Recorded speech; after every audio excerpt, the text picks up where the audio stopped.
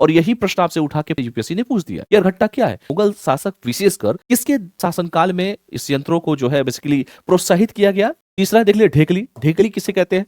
चौथा है रहट, रहट का मतलब क्या होता है? जितना भी प्रश्न पूछे गए हैं पिछले 5 साल 10 साल में यूपीएससी के, और जो क्वेश्चन आपसे पूछे गए हैं मैं सारे प्रश्नों को करा रहा हूं। इस प्रश्न को बड़े अच्छे तरीके से देखिए क्योंकि ये सारे प्रश्न जो है वो मेडावल में आपसे पूछे। तो अर्घट का मतलब क्या हुआ और जितनी भी चीजें हमने सब डिस्कशन किया, तो अच्छे से इन चीजों को कवर करने का प्रयास कीजिएगा।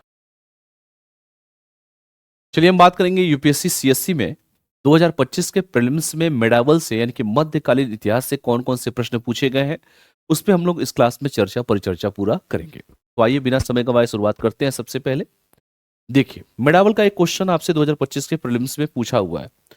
मैं क्वेश्चन को काफी बड़ा कर देता हूं ताकि आराम से आप सभी को दिखे ये क्वेश्चन। और इस क्वेश्चन में ऐसा कुछ नहीं था, क्वेश्चन सिर्फ देखिए वन लाइनर टाइप का है, लेकिन पूछा आपसे है कि आप मुझे ये बताइए कि सिंचाई में काम आने वाला अरघट्टा नामक उपकरण क्या था।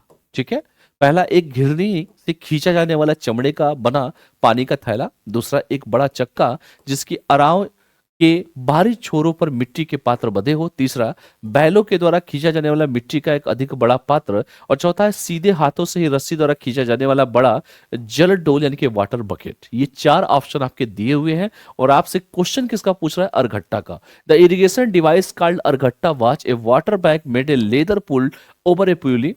दूसरा है a large vehicle with the earthen point tied to the outer end of spokes। तीसरा है a larger earthen pot driven by bullock and चौथा है a large water bucket pulled by rope directly by hand। अब ये प्रश्न आपसे UPSC ने आखिर क्यों पूछा है, या मेडावल में अरघट्टा क्यों पूछ रहा है? तो इसका मेन उद्देश्य क्या है कि इस शब्द को जानना कि ये सिंचाई में काम आने वाला ये बेसिकली था क्या।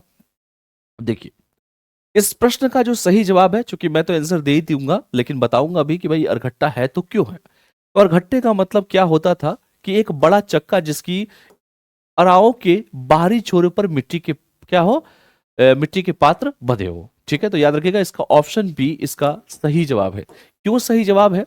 क्योंकि इसलिए सही जवाब है, ये देखिए, ये फिगर देखेंगे तो आपको खुद क्लियर हो जाएगा। यही तो अरघट्टा है। देखिए, यही जो है आपसे पूछा गया। अगर ये फिगर आपने देखा होगा, देख सकते हैं, ये पूरा का पूरा अरघट्टा को देख सकते हैं, दिख रहा है आप सभी को फिगर में। और यही प्रश्न आपसे उठा के परीक्षा में आपसे यूपीएससी ने पूछ दिया ये अरघट्टा क्या है। तो अरघट्टा अब तो क्लियर हो गया ये क्या हो रहा है। ये फिगर देखिए, इस फिगर में यही अरघट्टा के बारे में बताया भी गया है। देखिए, अब मैं इसको थोड़ा सा बड़ा कर देता हूं और उसकी व्याख्या को देखिए, क्या क्या व्याख्या में जानना है अरघट्टा से संबंधित। पहला, अरघट्टा क्या है? मध्यकालीन भारत में प्रयोग होने वाला एक जल उठाने वाला क्या था? यांत्रिक उपकरण था। आपने देखा गोल सर्किल में था। दूसरा, यह एक प्रकार का बैल चलित चक्र यानी कि पानी खींचने वाला पहिया था जिसका प्रयोग कुएं या तालाब से पानी निकालकर खेतों में पहुंचाने के लिए किया जाता था। तो इस फिगर में देखिए ये क्या कर रहा है बैल, ये दिख रहा है बैल निर्मित, दिख रहा है कि नहीं आप सभी को? यही तो था, पानी निकालने का काम आ रहा था। और यही बात मैंने आपसे पूछा भी है। इस उपकरण में लकड़ी या लोहे का एक बड़ा पहिया होता था जिस पर कई घड़े या पात्र बंधे होते थे। तो देखिए, ये दिख रहा है कि नहीं, ये घड़ा, ये पात्र आपको दिख रहा है, ये पहिया में दिख रहा है कि नहीं आप सभी को? तो यही प्रश्न आपसे पूछ भी रहा है, यही पूछ रहा है आपसे। इसके साथ साथ और भी चीजें लिखी कि बैलों द्वारा पहिए को घुमाने पर नीचे से घड़े पानी भरकर ऊपर लाते थे और नालियों के माध्यम से खेतों में पानी पहुंचाया जाता था। तो ये प्रश्न आपसे अरघट्टा बेसिकली यूपीएससी ने पूछ दिया। अगर वो फिगर आपको क्लियर होता तो इस प्रश्न को बड़े इजीली तरीके से आप टैकल कर सकते थे। इसके साथ साथ अरघट्टा की बात और भी दिख लीजिए। अरघट्टा की बात अगर आई है तो ये भी बात आनी चाहिए कि अरघट्टा का उल्लेख कलहड़ जो है, राजतरंगरी कलहर के बारे में सभी जानते हैं। राजतरंगी अलबरूनी की जो है तहकीक ए हिंद में भी मिलता है। मुगल शासकों विशेषकर अकबर और शेरशाह सूरी के शासनकाल में इस प्रकार के यंत्रों को प्रोत्साहित किया गया था। आप जानते हैं कि सबसे ज्यादा इनोवेशन अगर कोई करने वाला था तो शेरशाह सूरी था, और अकबर ने भी वही काम किया जो शेरशाह सूरी ने किया था। जीटी रोड भी शेरशाह सूरी के समय ही, ग्रैंड टैंक रोड की बात हम जो करते हैं। तो याद रखिएगा, अगर आपसे पूछे कि मुगल शासक विशेषकर किसके शासनकाल में इस यंत्रों को जो है बेसिकली प्रोत्साहित किया गया, तो अकबर और शेरशाह सूरी, ये 2 पॉइंट और भी याद रखिएगा। इसके साथ साथ मैंने और भी चीजें आपको बताना है। देखिए, प्रयुक्त होने वाले कुछ एक्स्ट्रा इन्फॉर्मेशन आप सभी एज एस्पिरेंट जानिए, क्योंकि यूपीएससी की परीक्षा में अगर ये पूछा है तो आप सभी को जानना चाहिए। देखिए, एक होता था चारस। चारस का मतलब यह है कि यह एक चमड़े की बड़ी थैली होती थी जिससे 2 या 4 बैलों की मदद से कुएं से पानी खींचा जाता था। यह राजस्थान और मराठवाड़ा क्षेत्र में यह प्रचलित था। तो अगर आपसे कभी पूछे कि किस क्षेत्र में प्रचलित था, तो याद रखिएगा राजस्थान में प्रचलित था। दूसरा एक होता है मोट। मोट का मतलब क्या है? चमड़े का एक बड़ा डोल या थैला जिसे रस्सी से बांधकर कुएं में डाला जाता था और बैलों द्वारा खींचा जाता था। यह अरघट्टा से सरल लेकिन कम क्षमता वाला होता था, तो उसे क्या बोलते थे? उसे उसे मोट बोला जाता था। ठीक है, तो अगर आपसे पूछे कभी चारस क्या होता है या कभी पूछे कि मोट क्या होता है, तो ये दोनों चीजें भी आप सभी को जाननी है कि भाई चारस क्या होता है, मोट क्या होता है, ये भी चीजें आप सभी को जाननी है। तीसरा देख लिया ढेकली। ढेकली किसे कहते हैं? तो भाई ढेकली किसे कहते हैं, ढेकली को देख लो। चलिए ढेकली देख लीजिए किसको कहते हैं। ढेकली लकड़ी का एक लंबा डंडा होता था जिसके एक सिरे पर बाल्टी बंधी होती थी और दूसरा सिरा खंबे पर टिका होता था। किसान इसे हाथ या पैर से दबाकर पानी खींचते थे। यह पूर्वी उत्तर प्रदेश, ईस्टर्न यूपी और बिहार में यह बहुत ही प्रयोग होता था। तो उसे कहते हैं ढेकली से पानी निकालना। क्लियर है, याद रखिएगा। चौथा है रहट। रहट का मतलब क्या होता है? और घट्टा का ही एक सरल रूप होता है रहट, जिसमें लकड़ी के चक्र पर मिट्टी के घड़े लटकाए जाते थे। यह उत्तर भारत में बहुतायत में होता था, यानी कि नॉर्थ इंडिया में इसका प्रयोग किया जाता था। रहट का भी प्रयोग किया जाता है। फिलहाल आपसे अरघट्टा पूछा है, लेकिन अन्य की भी अगर पूछे तो कम से कम हम उनके बारे में जानकारी आप सभी को रहे।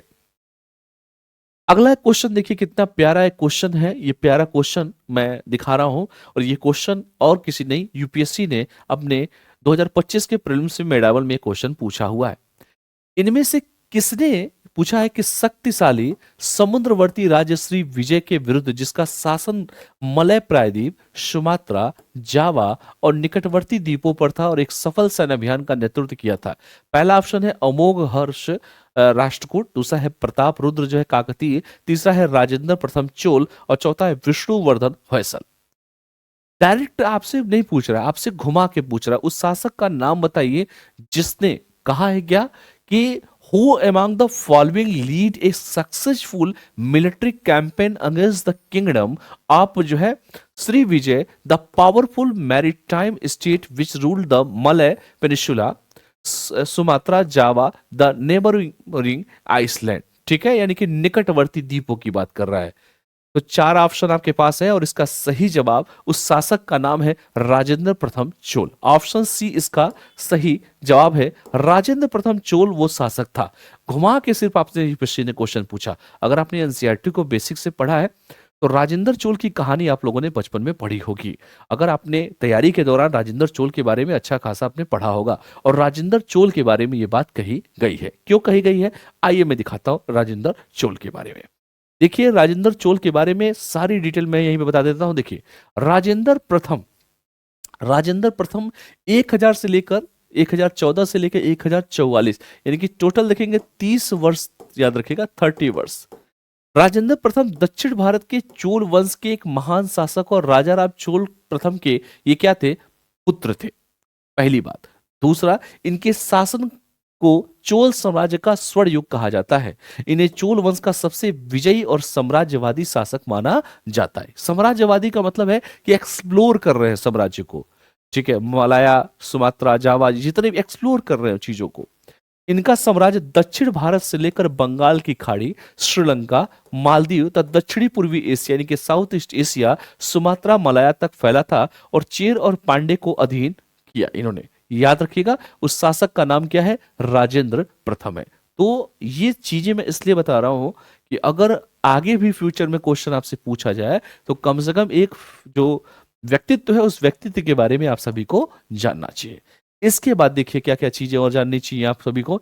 इनकी राजधानी अगर आपसे कभी पूछे मान लीजिए फैक्चुअल डेटा में, तो इनकी राजधानी क्या थी? इनकी राजधानी तंजावुर थी। क्या थी? तंजावुर थी। ठीक है, किंतु बाद में एक नई राजधानी गंगई कोंडा यानी चोलपुरम यानी कि गंगा को जीतने वाले चोल की नगरी की स्थापना इनके द्वारा किया गया था। तो अगर आपसे नई राजधानी पूछे तो आप बताइए कि सर इसकी नई राजधानी क्या है? गंगई कोंडा चोलपुरम है। और इसका अर्थ क्या होता है? इसका अर्थ होता है गंगा को जीतने वाले चोल की नगरी की भी स्थापना इनके द्वारा किया गया था। उत्तर भारत अभियान 1021 से 1024 ईसा के दौरान तक गंगा तट तक सेना भेजी और पाल शासक महिपाल प्रथम को इन्होंने क्या किया था, पराजित भी किया था। श्री विजय साम्राज्य सुमात्रा और जावा पर नौसैनिक आक्रमण किया, जो भारत का सबसे प्रसिद्ध विदेशी नौसैनिक अभियान माना जाता है। इसे भारत का प्रथम जो है समुद्र पार अभियान भी कहा जाता है। क्यों? क्योंकि अपने देश से हटकर अलग जगह पहुंचकर उन्होंने क्या किया था, अभियान किया था। इसीलिए इसे पहला क्या बोला जाता है, इसीलिए इसे पहला सबसे प्रसिद्ध विदेशी नौसैनिक अभियान कहा जाता है। इस बात को भी आप सभी को जानना चाहिए। इसके बाद क्या क्या जानना है चीजों को, और भी चीजें। इनकी प्रमुख उपाधियां मान लीजिए कभी पूछते, तो इनकी जो प्रमुख उपाधियां, चूंकि जितने भी बड़े लोग होते हैं उनकी बहुत सारी उपाधि होती है।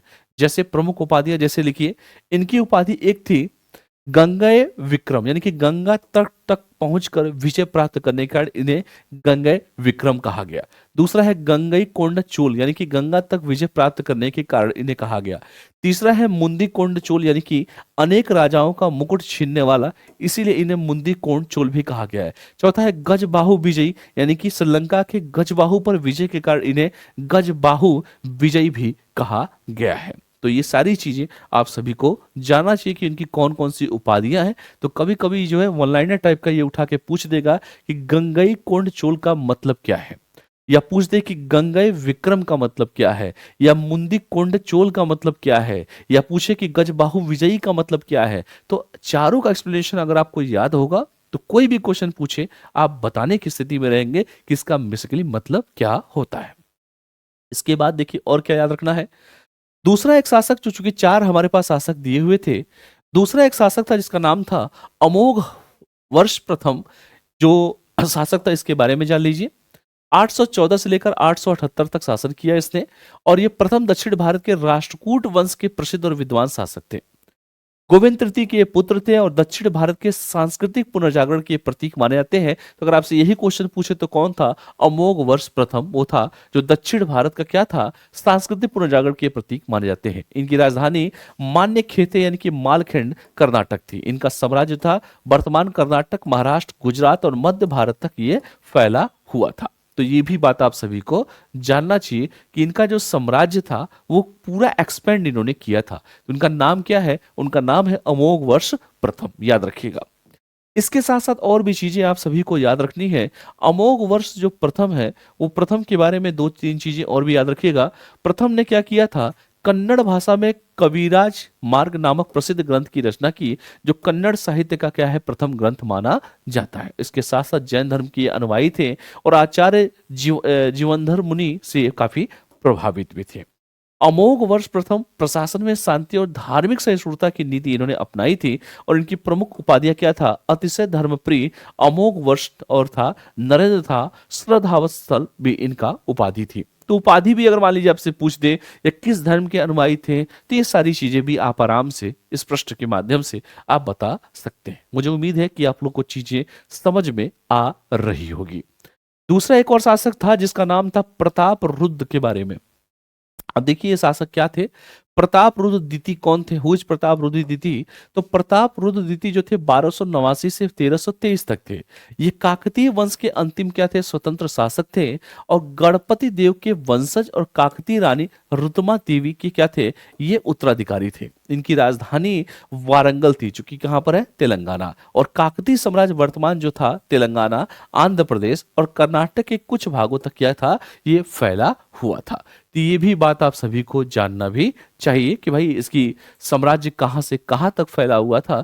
ये साम्राज्य था काफी महत्वपूर्ण होता है। तो साम्राज्य इनका तेलंगाना, आंध्र प्रदेश और कर्नाटक के कुछ भागों तक फैला हुआ था। क्लियर है सबको। इसके बाद याद रखिएगा इनके बारे में एक चीज और चीजें याद रखनी है आप सभी को, कि प्रताप रुद्र द्वितीय के बारे में जो हमसे पूछा गया था, तो प्रताप रुद्र द्वितीय, हुई प्रताप रुद्र द्वितीय, मालिक कफूर और बाद में मोहम्मद बिन तुगलक के आक्रमणों का साहसपूर्वक क्या किया, इसने सामना किया था। मोहम्मद बिन तुगलक इतिहास का सबसे पढ़ा लिखा शासक, उससे इनकी तुलना होती है। इसके साथ साथ 1323 ईस्वी में दिल्ली सल्तनत के हाथों में उनका साम्राज्य समाप्त हो गया।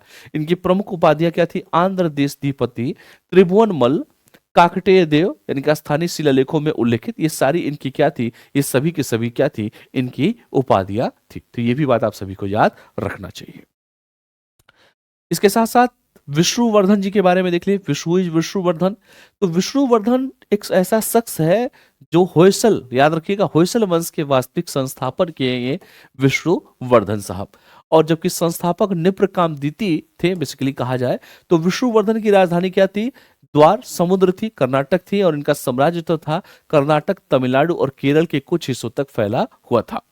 विष्णुवर्धन ने चोलों और चालुक्यों को पराजित कर होयसल शक्ति को दक्षिण भारत में क्या किया? मजबूत किया। तो ये भी बात आप सभी को याद रखना है कि इन्होंने दक्षिण भारत में क्या किया? अपनी स्थिति को मजबूत किया। किसको पराजित किया? तो इन्होंने चोलों और चालुक्यों दोनों को पराजित किया और दक्षिण भारत में अपनी स्थिति को क्या कर लिया? मजबूत कर लिया। ठीक है, याद रखिएगा, ये भी क्वेश्चन याद रखिएगा। इसके बाद एक और इसमें है भाई पॉइंट, जो है जो मेन पॉइंट है मैं आपको बता दे रहा हूं, इसलिए बता दे रहा हूं ताकि लिखित फॉर्म में रहेगा, आपको याद भी रहेगा।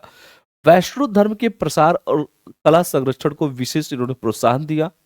विष्णुवर्धन ने प्रसिद्ध जो है चनकेश्वर मंदिर यानी कि बेलूर कर्नाटक और होयलेश्वर मंदिर यानी कि हेलीबुडु कर्नाटक का निर्माण कराया, जो होयसल स्थापत्य के उत्कृष्ट क्या है? ये उदाहरण है। इनकी प्रमुख उपाधियां हैं तालकांडु गोंडा यानी जो है चोलों को पराजित करने के कारण, और मल्लिका जुंदर धर्म प्रचारक विष्णुवर्धन। ये दोनों के दोनों क्या है? इनकी उपाधियां हैं। तो इस उपाधियों को भी आप सभी को याद रखना चाहिए। ठीक है, तो ये जितनी भी चीजें थी मैंने आप सभी को कराने का प्रयास किया। ये सब सारे क्वेश्चन आपसे पूछे गए हैं और मैंने मॉडर्न का भी सारा करा भी दिया है। तो ये जितने भी क्वेश्चन थे, ये सारे के क्वेश्चन आपके किसके थे? ये आपके मेडावल के क्वेश्चन हैं। तो कोशिश करूंगा, चूंकि जितना भी प्रश्न पूछे गए हैं पिछले 5 साल 10 साल में यूपीएससी के, और जो जो क्वेश्चन आपसे पूछे गए हैं मैं सारे प्रश्नों को करा रहा हूं। इस प्रश्न को बड़े अच्छे तरीके से देखिए, क्योंकि ये सारे प्रश्न जो है वो मेडावल में आपसे पूछे। तो अर्घट का मतलब क्या हुआ और जितनी भी चीजें हमने सब डिस्कशन किया, हम रोज कुछ नया सीखने का प्रयास कर रहे हैं। तो हमने मॉडर्न भी कराया, हमने मेडावल भी किया, हमने एंशिएंट भी किया। तो अच्छे से इन चीजों को कवर करने का प्रयास कीजिएगा। ठीक है, तो मिलते हैं नेक्स्ट वीडियो में। ऐसे ही आपको पॉलिटी का भी मैं क्वेश्चन कराऊंगा, ऐसे मैं जो है इकोनॉमिक्स के भी क्वेश्चन कराऊंगा। तो ऐसे भी जितने भी क्वेश्चन से एक आइडिया मिल जाएगा कि क्वेश्चन किस टाइप के पूछे जाते हैं और अपनी तैयारी को और अच्छा आप लोग कर सकते हैं। तो मिलते हैं नेक्स्ट वीडियो में। धन्यवाद, थैंक यू।